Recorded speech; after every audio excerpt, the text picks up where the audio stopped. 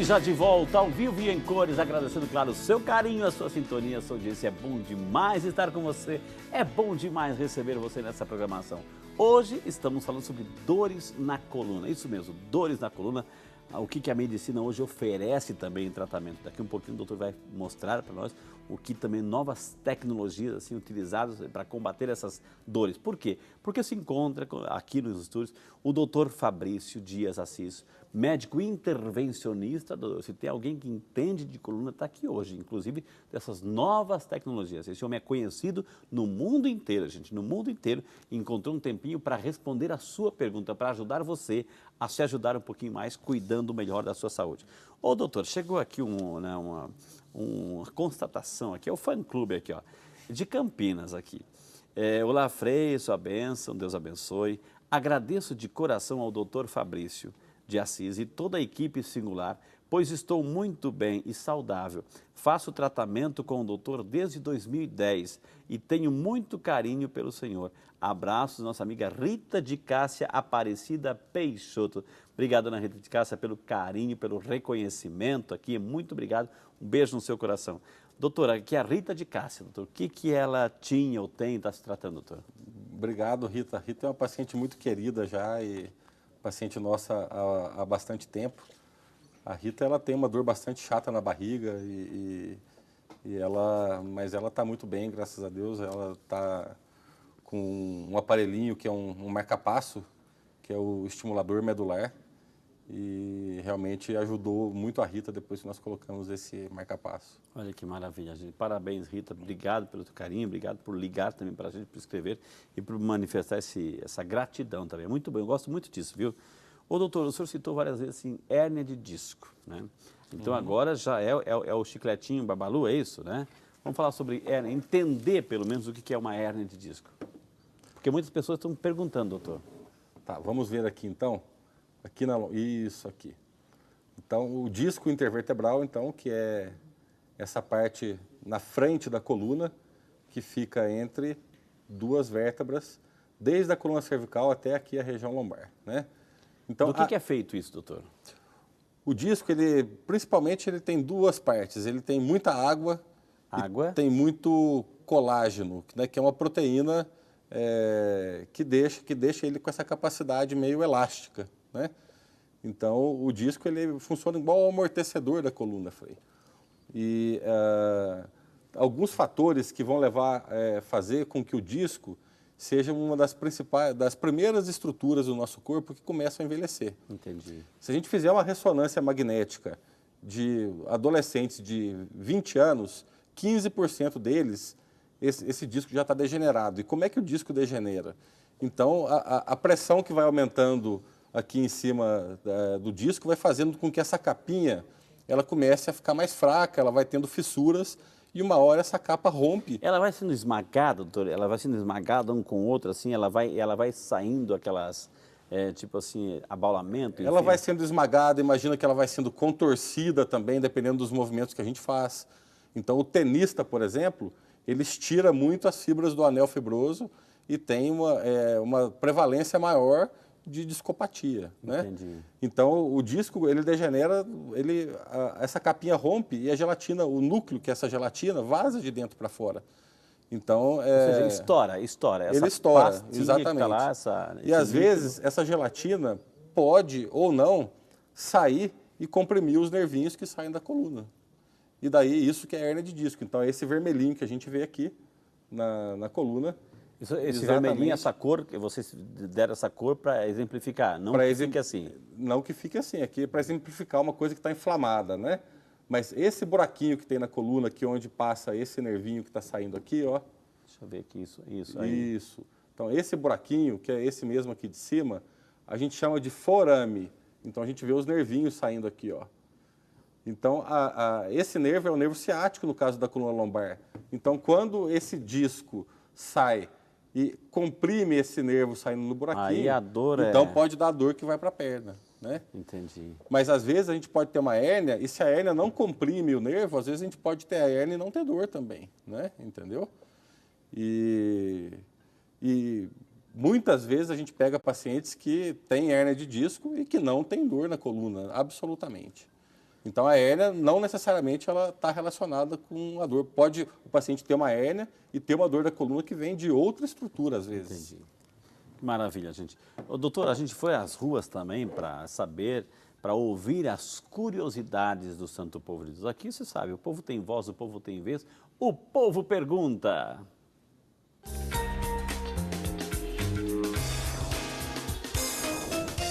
Olá, meu nome é Júlia. Eu queria saber, pessoas que trabalham muito tempo sentadas, têm mais chances de ter dores nas costas? E aí, doutor, pessoas que trabalham o dia inteiro sentadas, digitadores, que têm que trabalhar, aquelas grandes produções, ficar sentada a maior parte do tempo de trabalho, vão ter dores nas costas, doutor? Ô Frei, a pressão que o disco ele é submetido na posição sentada, ele é em torno de 50 vezes maior do que quando a gente está deitado e em torno de quase 10 vezes do que quando a gente está de pé. Então, sentado é a posição que a gente mais judia dos discos intervertebrais realmente. Então, quem trabalha muito tempo sentado tem, sim, maior possibilidade de ter dor nas costas. Tem como fazer um alongamento nas costas, na coluna, doutor? Existe isso? Existe como fazer alongamento, claro, vários tipos de alongamento, né, e de fortalecimento também da musculatura mais interna das costas, que é aquela musculatura que realmente vai ajudar a sustentar a coluna. Ou seja, a coluna sustenta toda a parte esquelética e protege a medula espinhal. Mas a gente também tem que, se ela sustenta, temos que sustentá-la, é isso? Sim, a gente tem músculos cuja função principal é a de ajudar a sustentar, fazer com que ela esteja no eixo e na posição corretas, né? Então, aquele exercício, por exemplo, abdominal que a gente está acostumado a fazer, ele não ajuda a melhorar a sustentação da coluna. Mas a gente tem que trabalhar os músculos mais profundos do abdômen, né? E também os músculos mais profundos da coluna. Aí, nesse trabalho, os músculos mais profundos, aí viria a hora de um bom pilates, doutor? Exatamente, o Pilates ele faz exatamente isso, ele trabalha a musculatura profunda da coluna e ele é muito bom nessa fase de reabilitação que seria o fortalecimento da musculatura profunda da coluna. Você viu, você começa a perceber que uma coisa está relacionada à outra, uma coisa ajuda a outra. A coluna não sustenta, temos que sustentar a coluna, porque caso contrário, aí já... E doutor, assim, por que que, né? Por que que quando a gente senta corretamente, né, a gente sente mais dor? Porque não está acostumado? Porque quando a gente fica... Geralmente a gente fica mais largadão e começa a curvar a coluna, enfim. Parece assim que a tendência mais natural fazer assim, doutor, do que sentar corretamente, aquela postura ereta, enfim. Por quê? É costume, doutor? É exercício? É falta de exercício, né? Que a gente não está preparado, a musculatura está fraca. Então, ela não tem força para que nos sustente naquela posição correta, ela vai cedendo.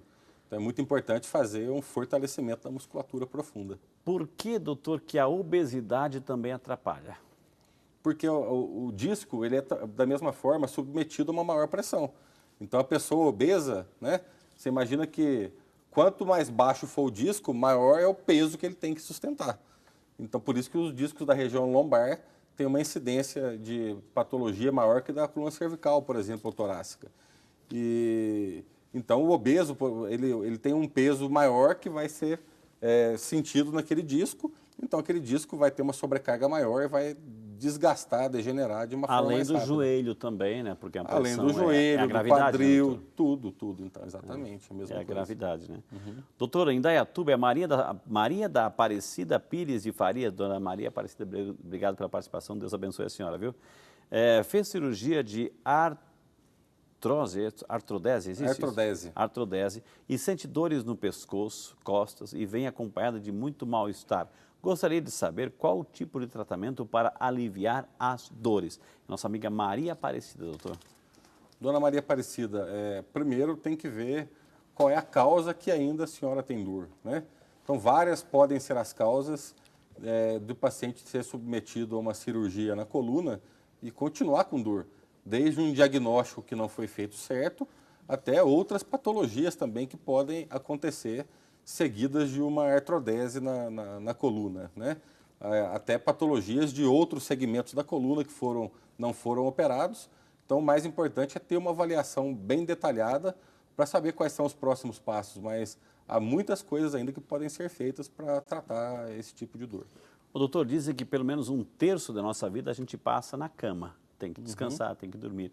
E aí o nosso amigo Laurentino de Mello, de Ouro Branco, Minas Gerais, obrigado Laurentino, ele pergunta assim, Frei, quais os quesitos para levar em conta na hora de comprar um colchão para a questão da saúde da coluna, doutor?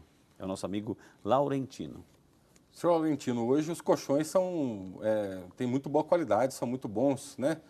Não deve comprar um colchão nem que seja tão mole e nem que seja tão duro. Os colchões devem ser colchões, desses colchões de espuma ou de mola, com uma boa densidade para que não fique tão mole também com o seu corpo. E também não aqueles colchões ortopédicos, colchões de tábua que a gente estava acostumado antigamente, né? Doutor, aqui, William Rodrigo, obrigado William pela participação, mandou uma pergunta aqui pelo e-mail. O que acontece com a minha coluna quando há estalo? Ele sente estalo na coluna, anda estalo, levanta estalo. Isso pode me gerar problemas muito sérios no futuro? Pergunta o nosso amigo William, doutor. William, os estalos normalmente são pequenas contraturas que acontecem ou quando a gente também tem frouxidão ligamentar e daí os ossos podem estalar. Então é importante que você também faça uma avaliação com o médico, com o ortopedista, alguém da sua cidade, aí, para que possa entender o porquê desses estalos, porque se for uma frouxidão ligamentar, alguma coisa assim, é importante que você faça um fortalecimento para diminuir esses estalos e diminuir a possibilidade de ter problemas mais no futuro, né? A Elizabeth Aguiar Esbardelotto, de Praia Grande, Santa Catarina. Conheço, viu, Praia Grande, viu, Elizabeth? Deus te abençoe. Obrigado pela participação. Ela tem um problema na mão e leva pequenos choques ao entrar em contato com objetos. Tem algo relacionado a esses choques com a coluna, doutor? Elizabeth. Dona Elizabeth, pode ter com a coluna sim, né? Então a gente lembrar que na coluna cervical é onde saem os nervinhos que vão para as mãos. Então o que a senhora tem parece que é uma inflamação em alguma parte desse sistema dos nervinhos, que pode tanto ser na coluna cervical, como também pode ser periférico, por exemplo, um nervinho comprimido ao nível do punho, que é a famosa síndrome do túnel do carpo, e que muitas vezes também pode estar relacionado com dor e choques nas mãos. Então é importante fazer um exame, procurar um médico especialista e fazer exame para ter o diagnóstico. O que é esse médico especialista? Quem é esse, doutor? Pode ser um médico de dor, um neurologista ou um ortopedista de coluna, né? Para fazer, na verdade, tem que pedir uma eletroneuromiografia, que é um exame que vai... Miografia é um exame que vai estudar a condução dos nervinhos para entender se esses choques vêm por inflamação na coluna ou no nervo periférico fora da coluna. Eletroneuromiografia. Eletroneuromiografia. Tá vendo? Anotou, né, dona Elizabeth? Olá, Frei, sua bênção, Deus abençoe. Meu nome é Cleideci Aparecida, sou de Louveira, São Paulo. Obrigado, dona Cleideci. Gostaria de saber se desvio da coluna influencia na inflamação do nervo ciático. Parabéns à filhinha do doutor Fabrício, Deus abençoe a toda a família dele. Obrigado pela atenção. Nossa amiga Cleideci Aparecida, doutor. Cleideci, pode sim, como a gente viu aqui então na coluna anteriormente, o nervo ciático sai da parte lombar da coluna e qualquer coisa que possa fazer um pinçamento, apertar esse nervinho ciático lá, pode ser uma hérnia de disco, pode ser um bico de papagaio da artrose, então isso pode você sentir dor na perna. E ter a coluna torta, ter escoliose, pode facilitar que aconteça uma hérnia de disco ou um bico de papagaio, né? Coluna torta é escoliose. Coluna torta é escoliose. A gente ouve também outros nomes, lordose, etc. O que é isso? Cifose? Tá, a lordose, vamos colocar aqui a coluna. Isso, vamos entender os nomes. Quando a gente ouve falar, atenção agora, hein? Essa coluna aqui, ela está precisando de uma cirurgia também. Ela não está totalmente alinhada. Um né? Balanceamento aí. Mas a gente, quando olha para a pessoa, por exemplo, nas costas, a pessoa está na sua frente, você está olhando das costas da pessoa. Se você observa algum desvio lateral da coluna, assim, então isso a gente chama de escoliose. Escoliose, né? Quando tem um desvio lateral. Desvio. Agora, se você olhar a pessoa de lado, então nós temos curvaturas que a gente chama de curvaturas naturais da coluna. Que é essa forma de S aí. Que a coluna é uma forma de S, né? Então a gente tem a lordose cervical, a lordose lombar, que são essas curvaturas que a coluna, a gente olhando pelas costas, ela é mais afundada, né? Dessa maneira assim. E a gente tem na parte torácica e na parte sacral, a gente tem a cifose, que que é quando a coluna ela é mais saltada assim para a gente, né? E essas são curvaturas naturais. Maravilha, viu, gente? Temos pergunta, ô, diretor? Vamos às ruas? O povo tem voz aqui, o povo pergunta.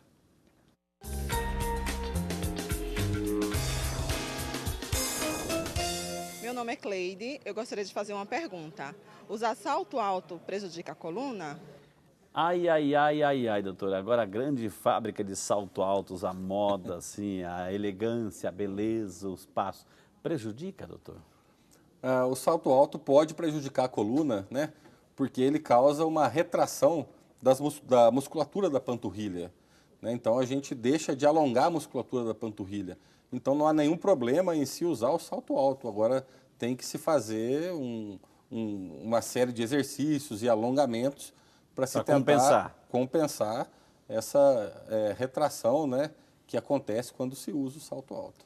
Então, usar não é proibido, o importante é ter consciência de que o tempo inteiro, todo dia, então se alguma coisa vai estar prejudicando lá na frente, viu? Doutora Maria do Rosário Cardoso, de Ubá, Minas Gerais. Obrigado, dona Maria do Rosário. Tem hérnia de disco na coluna e na lombar, sente dores no corpo, anda devagar por causa das dores, quer saber qual é a atitude que deve tomar. É a nossa amiga Maria do Rosário, doutor. Dona Maria do Rosário, é muito importante que a senhora busque um colega, um médico aí perto da cidade da senhora para se fazer uma avaliação, saber exatamente como está e começar um tratamento adequado que primeiramente vai incluir uma fisioterapia bem feita aí. Não melhorando com a fisioterapia, então há procedimentos, às vezes, minimamente invasivos e, por último, aí as cirurgias. Mas a primeira coisa é se fazer uma boa avaliação. Doutor Irineu Zani, de Valinhos, aqui pertinho. O seu Irineu, obrigado, seu Irineu, Deus abençoe, viu? Tenho doença de Paget, é isso? Sim. E é muito grave para a coluna? Pergunta ele. Até eu estou interessado, o que é essa doença de Paget, doutor?